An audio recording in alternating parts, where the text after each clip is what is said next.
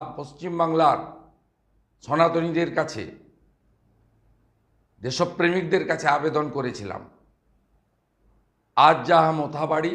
আগামীকাল তাহা আপনার বাড়ি। অনেকে ভেবেছিলেন মালদায় তো হিন্দুরা সংখ্যালঘু প্রায়, তারপরে শামসেরগঞ্জ ধুলিয়ান দেখলেন,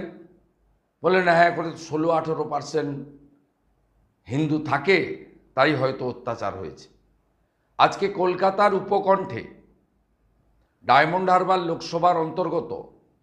মেটিয়াবুরুজ বিধানসভার অন্তর্গত, মহেশতলা পুরসভার অন্তর্গত রবীন্দ্রনগর পুলিশ স্টেশন, যা ডায়মন্ড হারবার পুলিশ ডিস্ট্রিক্টের মধ্যে পড়ে, যার দায়িত্বে আছে পশ্চিমবঙ্গ পুলিশ তথা মমতা পুলিশ এবং চাটুকার রাজীব কুমার, সেখানে যা পশ্চিমবাংলার মানুষ দেখলেন, কলকাতাতে যারা মনে করেন যে মালদা মুর্শিদাবাদে আগুন লেগেছে তো কি হয়েছে, আমরা কলকাতায় ভালো আছি, তথাকথিত সেকুলার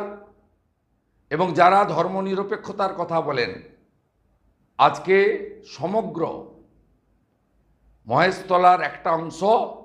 এবং রবীন্দ্রনগর থানা এলাকা, সেখানে যেভাবে হিন্দুদের উপর আক্রমণ, মন্দির ভাঙা, দোকান লুট, রক্তপাত, শুধু হিন্দুদের উপর নয়, যে পুলিশের হাত পা বেঁধে রাখা হয়েছে,